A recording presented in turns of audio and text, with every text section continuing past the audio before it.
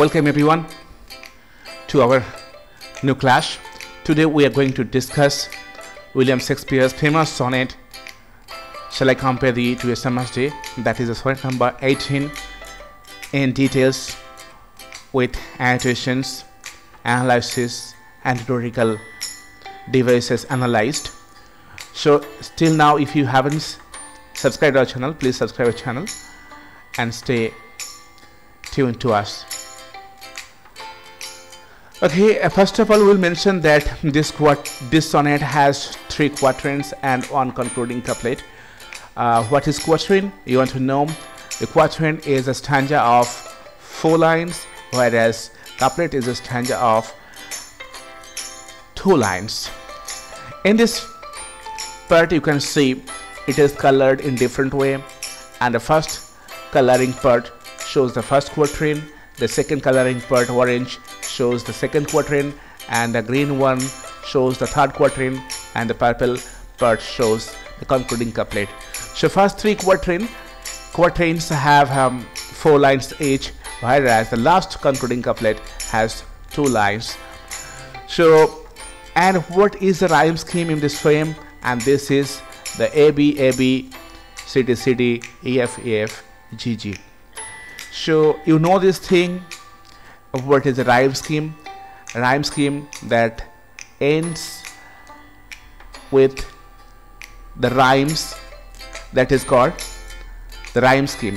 So this poem has some archaic words you should know. You know most of these words, and these are given over here. If you don't know, just have a look.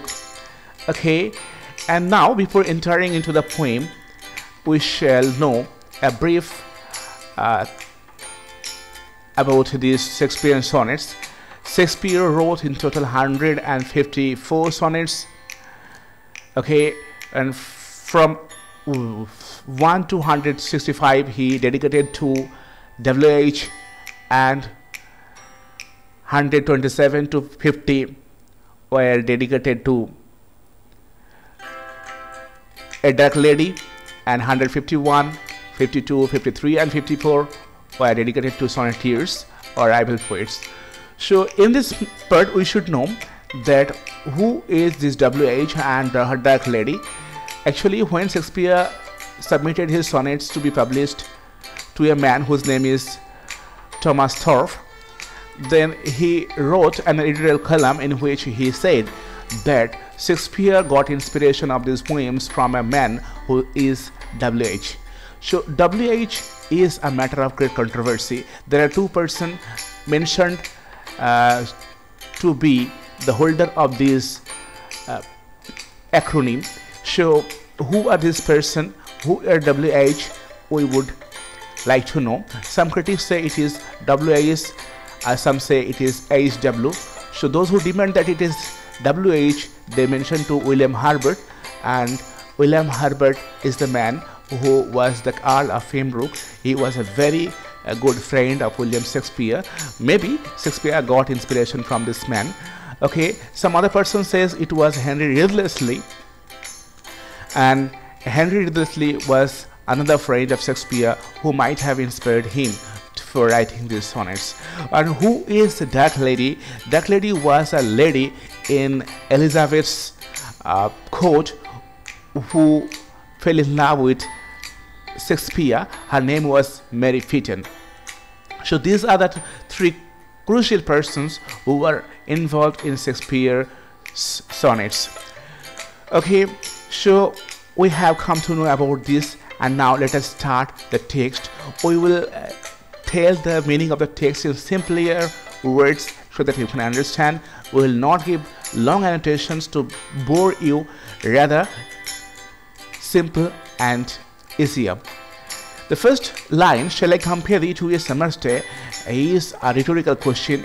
In this question, Shakespeare wants to know whether will it be true to compare the beauty of his friend with a beautiful day of summer. But he does not want to get the answer.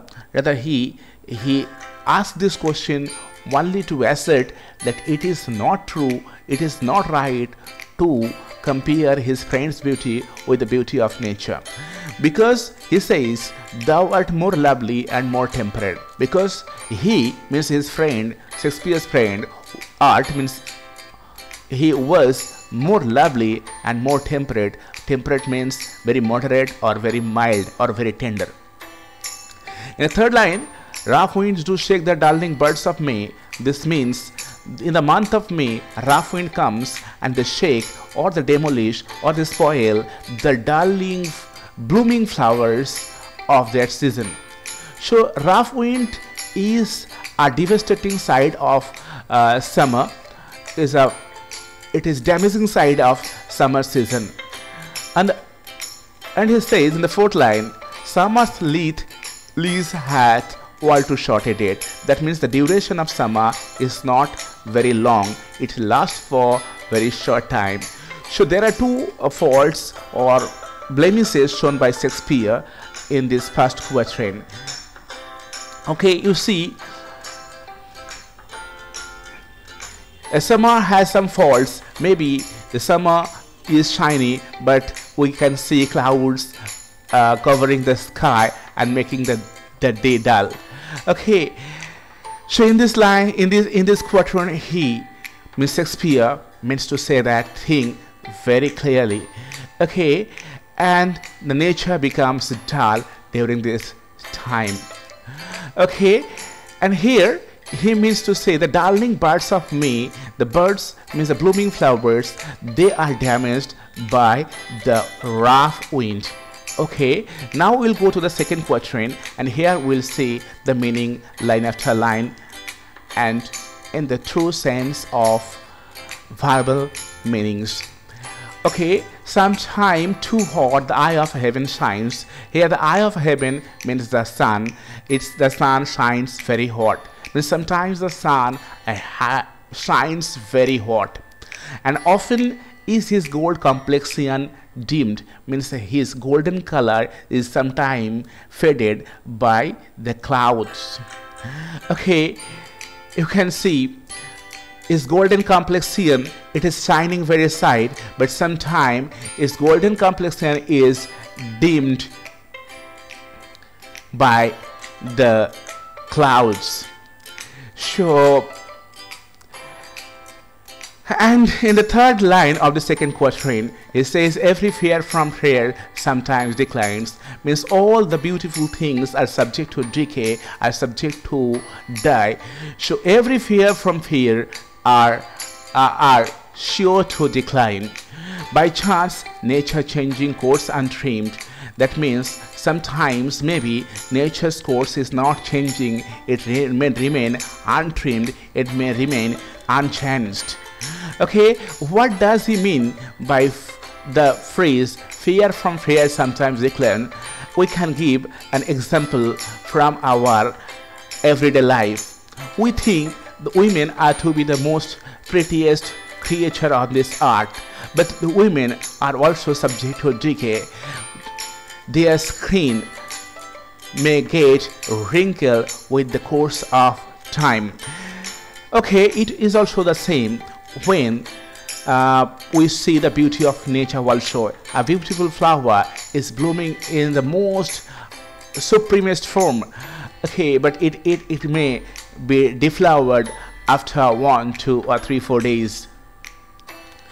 Okay, and what does he mean by nature changing course untrimmed?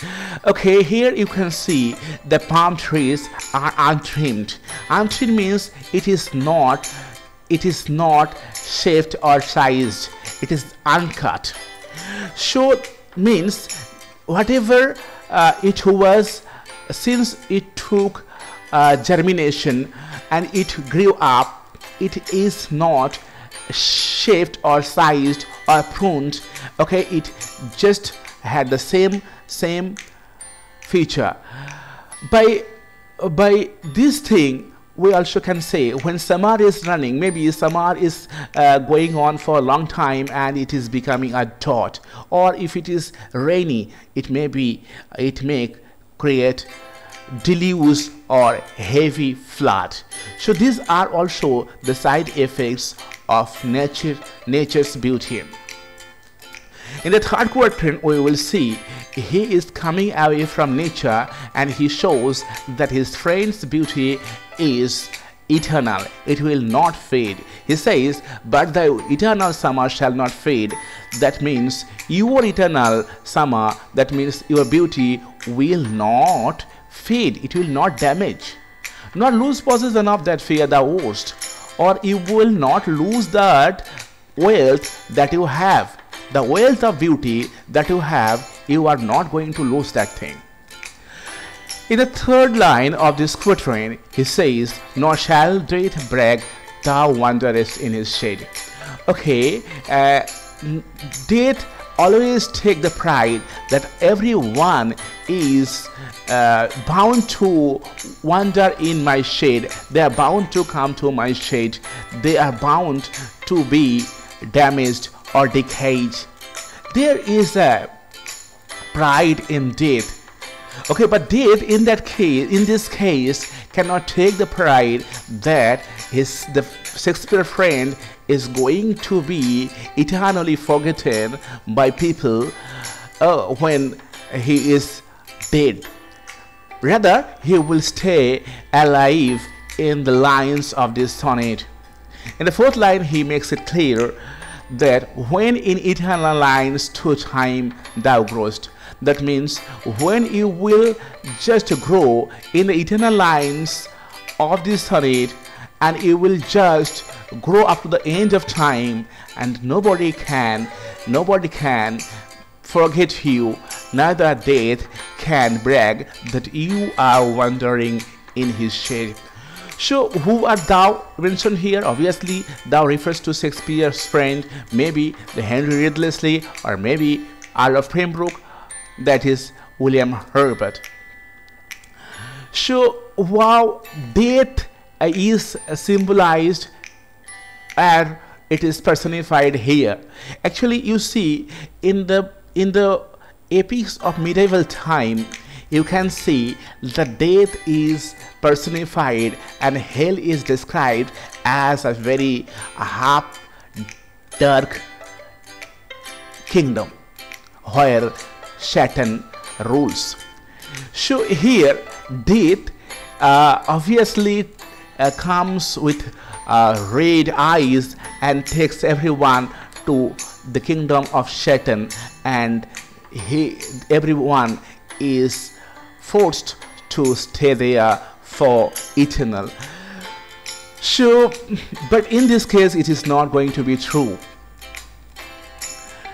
In the last part of this poem, that is the concluding couplet, you can see that Shakespeare is giving a very splendid declaration that so long as man can breathe or eyes can see, so long lives these, and this gives life to thee. That means as long as man can breathe or man is alive or eyes can see, that means man is alive.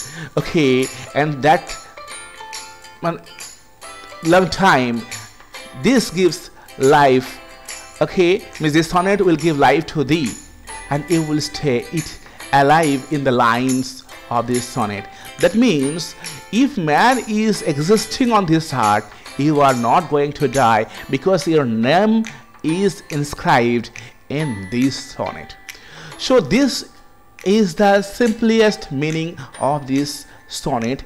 Okay, we have finished, but we will just know the rhetoric part of this sonnet, which is very crucial and very important for ambiverting. Okay, the first line I have already mentioned, it is a rhetorical questions. You see the colors already shown. The different part, the darling birds of May, that is darling birds, is a metaphor. There is a comparison. Okay, summer's leaves, obviously it is a metaphor. You may say it is a legal metaphor, or the eye of heaven, it is also metaphor because there is a comparison, or you may say it is a metonym. The fear from fear, obviously it is a metaphor or an alliteration because all the words begins with F, and you can see an alliteration of F over there. Okay, untrim, obviously it is a simple word, but it is shown as a metaphor because it is making a comparison okay, with the ornaments. How if a lady is made bare from the ornaments of from her body, then it will not look beautiful. In a similarly way, so you can see there is a comparison with lady, and so it is a metaphor. The metaphor means the comparison is hidden or implied, it is not clearly stated, so it is obviously metaphor. Eternal summer, obviously metaphor, because eternal summer is presented here with beauty. Okay, you can see this part, the nor and nor, the two sentences begin with the same letter. Obviously this is an anaphora because beginning with the same word. Okay, and brag, date brag, and date is presented over here in the form of personification. Means date is personified, and obviously you see that the his pronoun is also applied here, so it is personified and is personified as a male. Okay, in the last line of the third quatrain, the eternal lines, obviously it is a metaphor because it may be the lines of the sonnets, or it may be the ultimate line of time. Okay, that means the just time, that time when the world will be destroyed by God. Okay, that apex moment is mentioned over here. So at the last concluding couplet, we can see the man can breathe and eyes can see. There is E is repeated, the vowel E is repeated, so it is an assonance. You know the figure, when verb is repeated, it is called assonance, so it is an assonance. Okay, and the last line of this sonnet shows long live and life. This is an alliteration of L, and these and these and thee, there is an alliteration of thee. So up to this time we have clearly stated the critical sides of this sonnet. I think you have liked it, or if you like, you just make a share to your friends who need this note, and please subscribe our channel. Stay tuned.